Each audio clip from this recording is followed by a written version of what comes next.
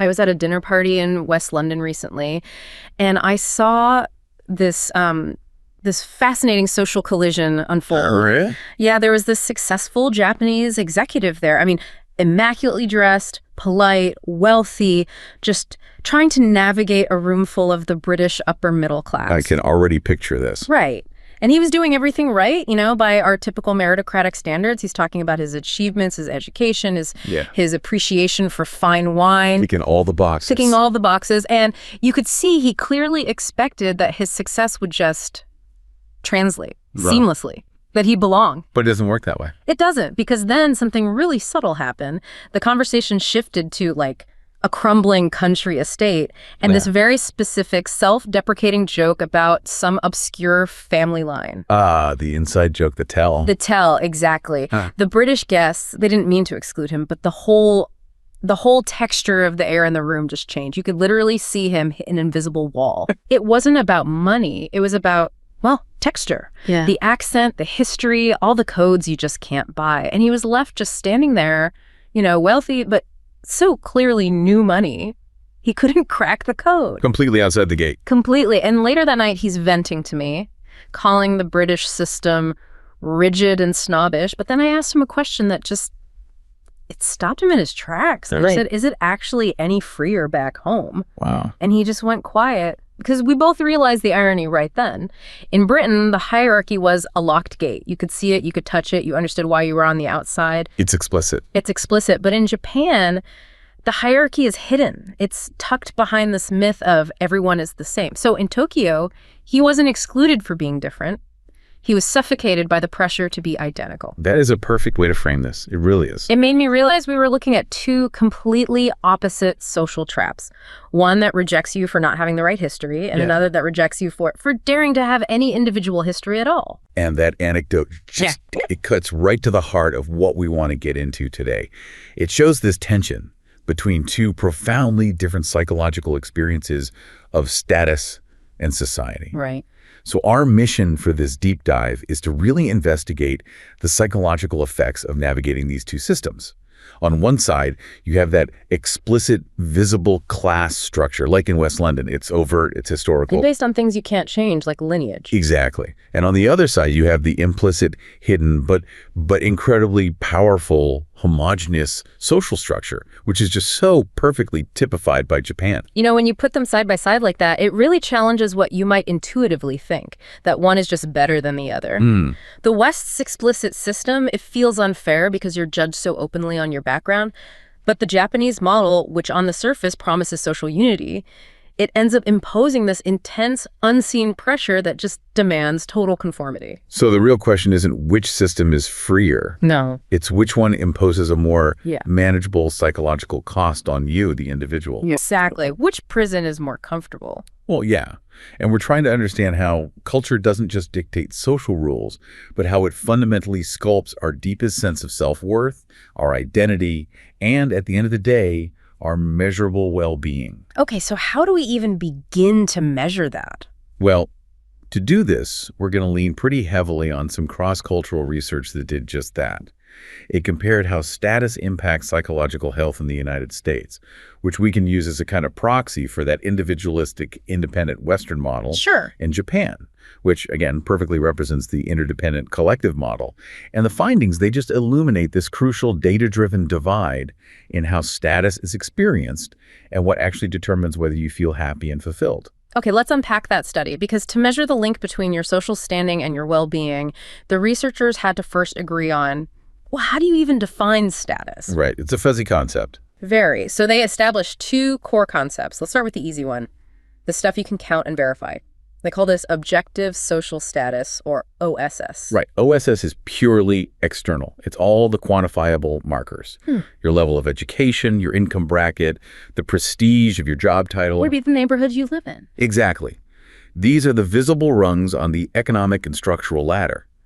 If you ask 10 people to rate your OSS, they probably all come to a pretty similar answer based on the data. It's your resume, basically. In a nutshell, yes. Okay, so then we get to the second and much more complicated concept, subjective social status, or OSS. And this is where it gets interesting. Yeah, this isn't on your tax form or your diploma. It's entirely internal. It's your personal, introspective assessment of where you think you stand on the community ladder relative to others. It's your own judgment. And this is where the psychological analysis really begins. The study asked a fundamental question. Is it the verifiable facts, the OSS, or is it your internal belief, the SSS, that better predicts your overall life satisfaction? And the answer is, it depends. It completely depends on the culture you're in, whether your culture champions independence or interdependence. That cultural context is the master key here. Okay, let's start with the U.S. model then. It's all about independence, personal ambition, self-reliance. If the whole cultural narrative is you are the master of your own destiny, what did the data show?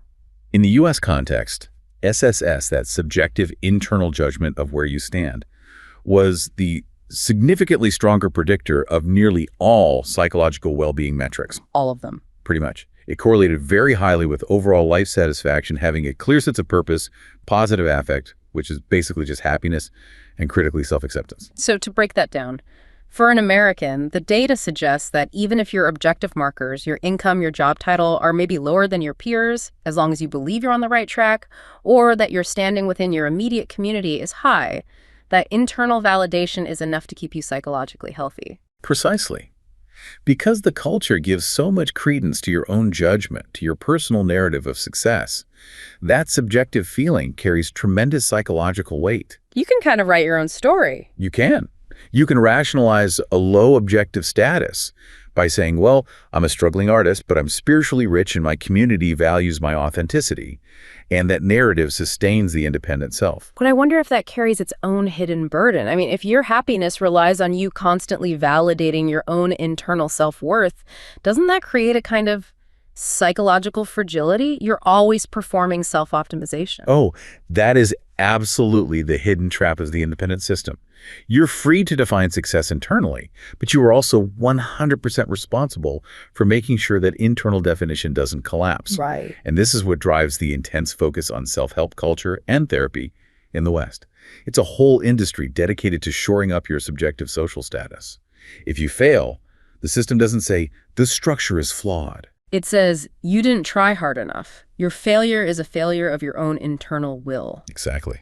It's all on you. That's a fascinating inversion of pressure. Yep. Okay, so now let's pivot. Let's go across the Pacific to Japan, which operates on that interdependent collective model. Here, the outcome just. It reverses completely. A complete reversal. OSS, the quantifiable external metrics, becomes the stronger predictor of well-being. That is the fundamental difference, isn't it? It is. In Japan, your objective status correlated highly with life satisfaction, self-acceptance, and, this part is key, positive relations with others. If your well-being is defined by interdependence, by your relationship to the group, then your worth isn't tied to what you feel about yourself. It's tied to how successfully you fulfill your assigned, observable role within the collective. So the hard data, the university you got into, the company you work for, your defined position in that organization, these are the things that affirm that you're successfully integrated, that you're in harmony with the group. And your success is the group's success. And this is why the psychological mechanism just changes entirely. If your identity relies on successfully navigating the system, you can't just retreat into your subjective feeling of self-worth if you fail to meet those objective standards. You can't. Let's take a hypothetical teacher.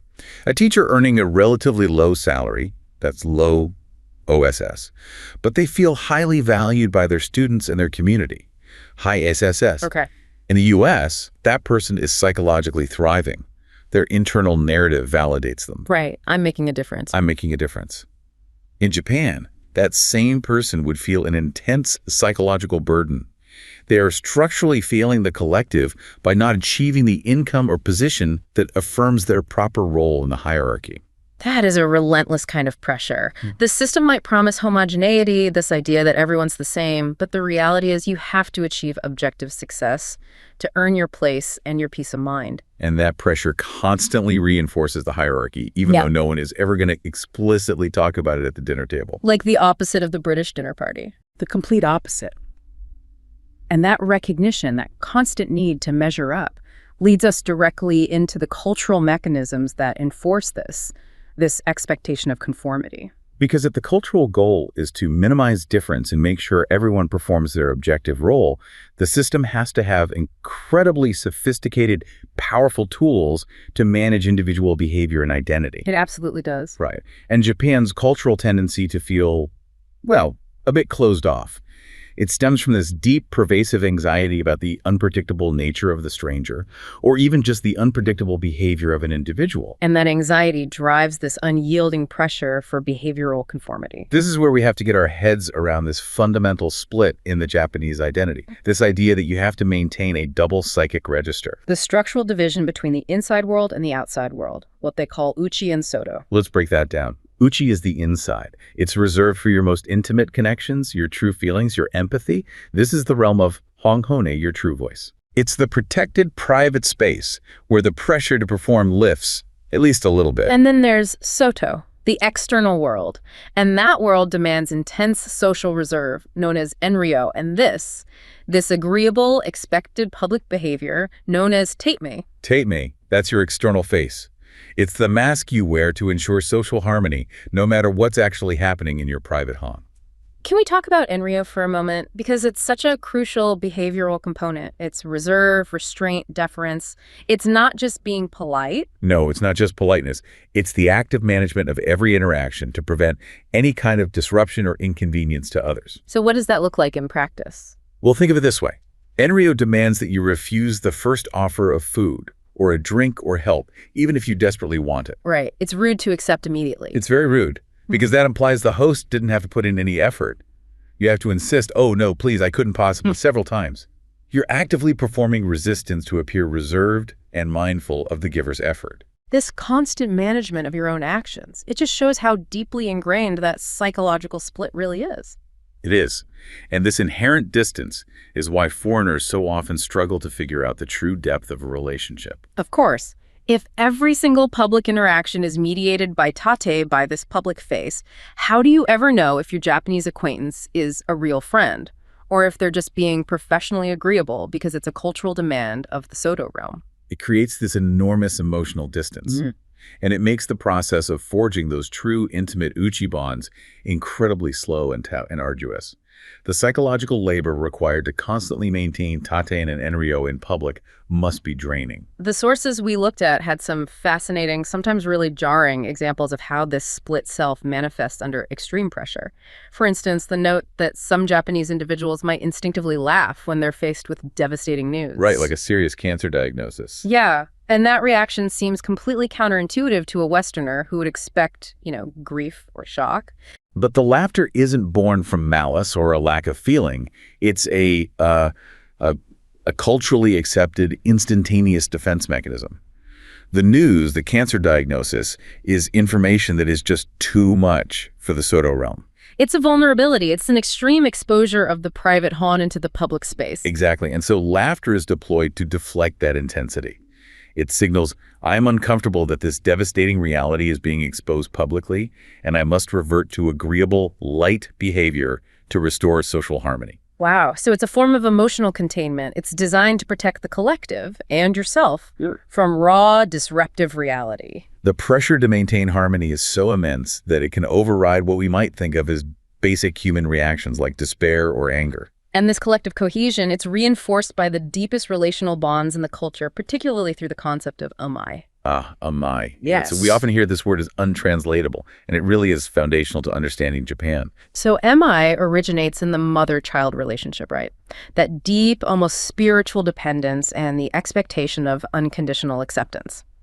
How does that translate into the rigid social hierarchy of adulthood? It translates into a pervasive sense of relational dependency and a powerful sense of obligation that runs through all social strata, between an employee and their employer, between junior and senior colleagues, even between friends. So it's the feeling of needing to belong, of being dependent on the group's benevolence. While at the same time being completely obligated to fulfill your role to maintain that benevolence. Yeah. It's a two-way street of dependence. And if your whole identity and your well-being are so fundamentally wrapped up in this interdependent structure, then the pressure to fulfill your objective role, to perform your OSS flawlessly, it becomes utterly consuming. You're not just an employee, you're a devoted, dependent member of the corporate family. Which is why we see the most devastating and tragic manifestation of this collective devotion in the workplace, leading to the phenomenon of Karoshi. Karoshi, death from overwork. And this isn't some historical problem. This is a contemporary systemic tragedy that reflects the collective's demands, just completely overwhelming the individual. And it's often viewed from the outside as just long hours, but it's so much more complex than just a legal mandate for overtime. Right. The sources detail how working excessive hours is normalized. It's seen as an admirable gesture of dedication to the company. Employees frequently stay late voluntarily, driven by this intense peer pressure. It's like a silent competition of loyalty. It is. If you're the first person to leave the office, you are implicitly signaling that you have a lower commitment than your colleagues who are still there. So to maintain your standing within the collective, you have to demonstrate equal or greater sacrifice. Even if the work you're doing is minimal. Even if you're just sitting at your desk. It doesn't matter. This is a direct consequence of that OSS focus. Your objective status is constantly being validated by your observable devotion. The system doesn't need to explicitly tell you to work 80 hours a week. The collective pressure ensures you impose that demand on yourself. And the outcomes are so devastatingly specific. Karoshi is defined clinically as death caused by cardiovascular problems from excessive stress or suicide from severe depression triggered by work pressure. It's a direct reflection of a system where self-sacrifice to the corporate collective completely annihilates the individual's mental and physical health. When we look at burnout in the West, it's often tied to over-individualized ambition, right? The desire to achieve personal greatness. Exactly. But Karoshi is different. It's the failure to fulfill a collective obligation. It's a failure in the performance of your role, and that leads to this profound sense of shame and then physical collapse. The individual is truly reduced to a cog within a complex system. Where the system's longevity is always prioritized over the cog's health. Always. And that pressure to eliminate difference, to demand constant self-management, it doesn't just stop at the office door, it extends into aesthetic and social conformity. These are the visual tools used to maintain homogeneity on a mass scale. And it's especially rigid when it comes to appearance. Absolutely. This aesthetic homologation is fierce, particularly for women in the workplace, where they're subjected to these extremely strict standards that men often get to avoid. We're talking about mandatory, elegant clothing, specific makeup palettes. And the prohibition of high heels, favoring low to medium heels. But the truly staggering rule, the one that just highlights the depth of this control, is the well-documented ban on women wearing glasses in the workplace. And this isn't about safety or hygiene. Not at all. The rationale is purely aesthetic and psychological. The frames, according to the sources, risk spoiling the oval of the face and might convey a cold and aloof air. Just think about the psychological implication of that. Your personal choice, even your physical necessity to see clearly, is banned because it might be interpreted as non-agreeable, non-compliant. Or challenging to the visual harmony of the office. It transforms your personal visual choice into a political act. The goal is to enforce an aesthetic that signifies constant agreeableness and compliance. It's visual Tatemae. And this control, it extends far beyond the professional sphere and into these deep cultural ideals of beauty. Yes, historically, white skin was associated with higher status, as it signified the non-agricultural class. That preference remains an intense cultural obsession today. You see it everywhere, not just in marketing, but in daily behavior. Women go to extraordinary lengths to protect themselves from the sun, even on a mildly sunny day. High UV protection year-round, parasols, specialized clothing that covers every single inch of skin, is a huge dedication of time and resources just to maintain a specific visual status. And layered right on top of that is the intense pressure of the kawaii ideal. The standard of cute, innocent, or childlike beauty that just dominates youth culture. What are the specific visual hallmarks of that kawaii aesthetic? Well, it mandates thinness, slenderness, a small oval face, and exaggerated childlike features. And this aesthetic has driven this massive consumer demand for cosmetic enhancements, particularly for the eyes. Right, like colored contacts to make the pupil look larger. Or adhesive tapes to create a separate eyelid, moving away from the typical monolid.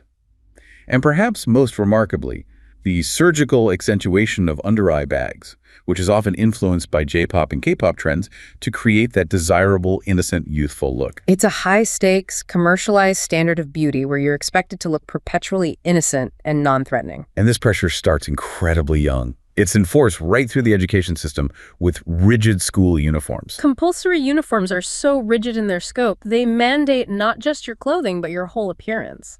This includes the requirement for black hair.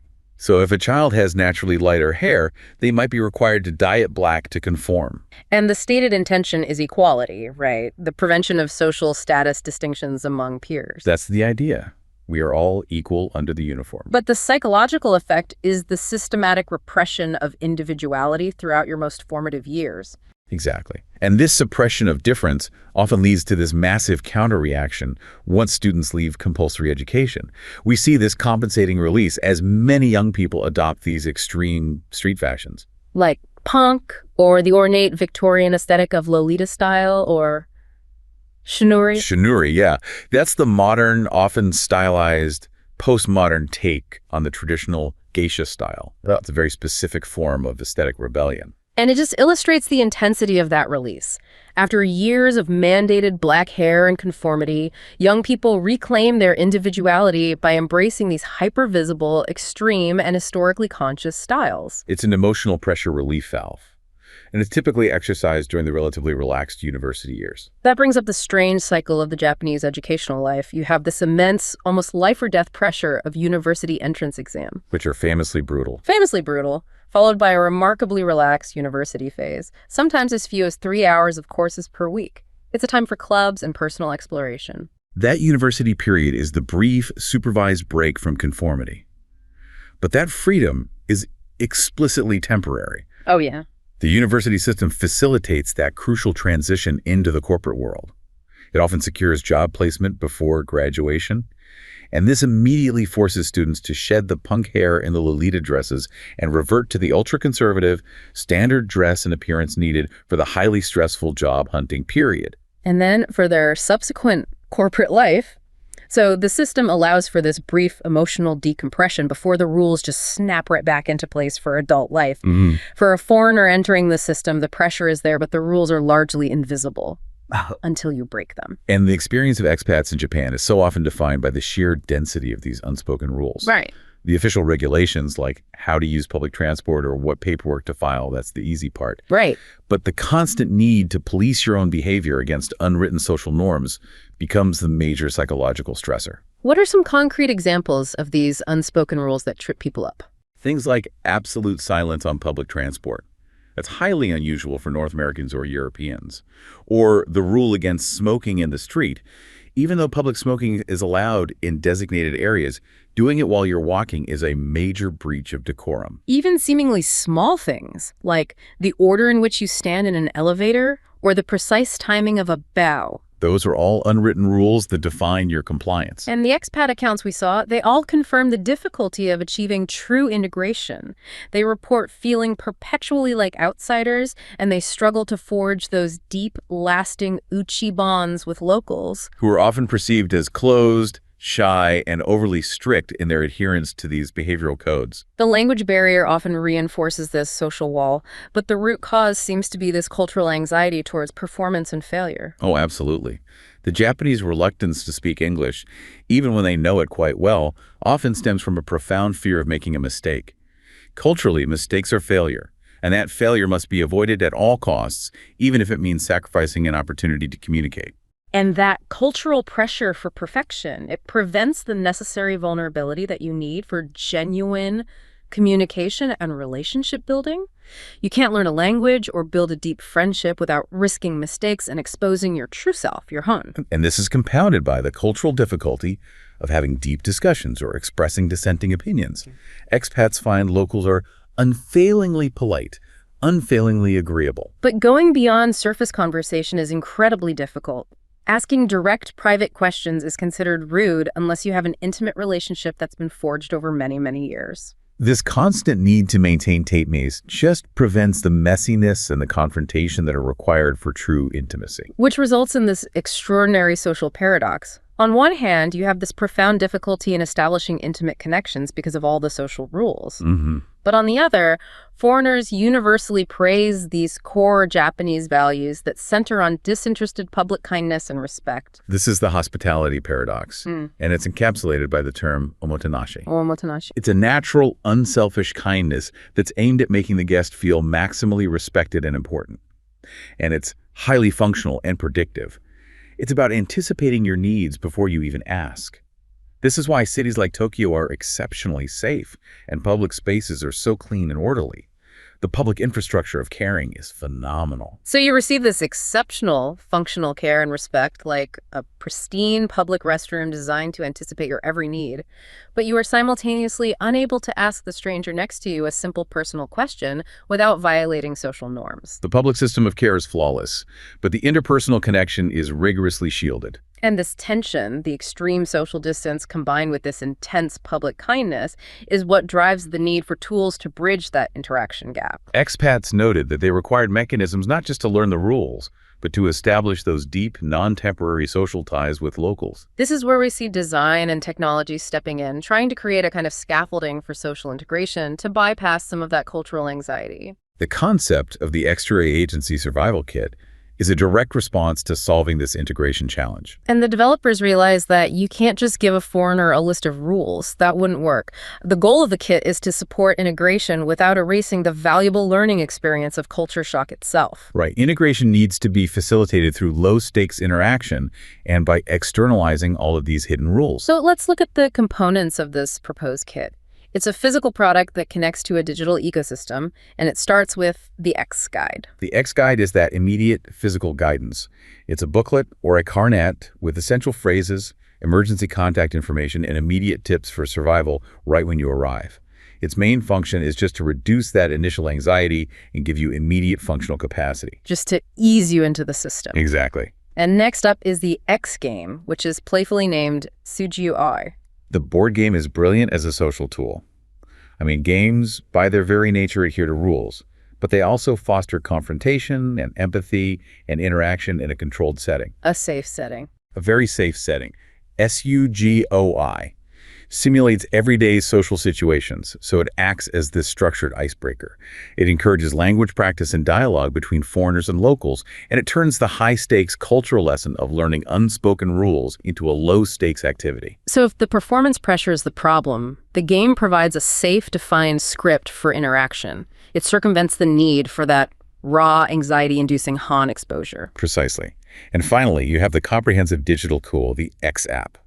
And this is described as the critical tool functioning as a constantly updated digital encyclopedia of Japanese life. So this app provides extensive, categorized information on manners, transport, restaurants, shopping. But its community section is probably the most essential feature for overcoming that implicit hierarchy. I'd agree. The community section allows users, both foreigners and locals, to share advice on how they successfully handled specific, tricky cultural situations. So it's crowdsourcing knowledge. It's crowdsourcing the unspoken rules. It takes the invisible hierarchy and makes it visible and actionable, and that alleviates the anxiety of uncertainty. And technology doesn't just aid social navigation, but physical orientation too.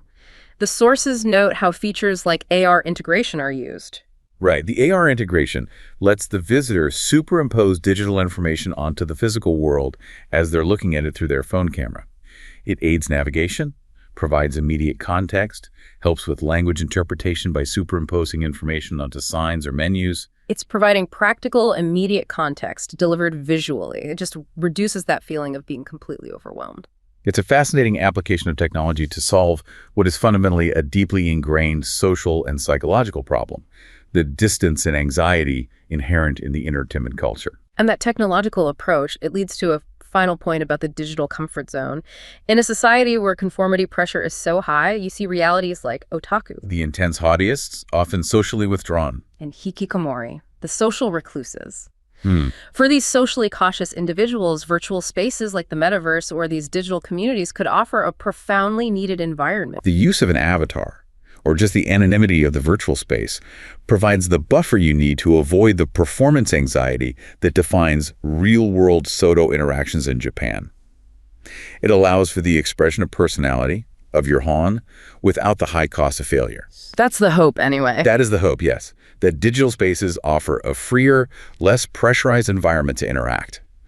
However, Those who were interviewed often expressed a deep skepticism about the quality and the satisfaction of these purely virtual connections. They didn't feel real. They found the digital space to be a useful escape, but they felt it could never truly replace the satisfaction you get from real, physical, however messy, human relationships and confrontations. So our journey today has given us this clear view of two profoundly different social traps. In the West, symbolized by that British dinner party and the US study results, the focus is all on subjective status and internal judgment. The system is explicit. You can see the locked gate of class and history. But your psychological well-being hinges largely on your internal narrative of success. Inversely, in Japan, we see this overwhelming focus on objective status and collective interdependence. Your well-being is tied not to what you feel, but to observable metrics and conformity. Here, the gate is hidden behind the myth of sameness, and the intense pressure to be identical manifests tragically in phenomena like Karoshi and the rigid, pervasive control over aesthetic and personal expression. By understanding these opposing traps, the explicit wall that rejects you for not having the right history versus the powerful implicit pressure that suffocates you for daring to assert any individual history at all, we gain a really profound insight into how radically culture can sculpt our sense of worth and our sense of belonging.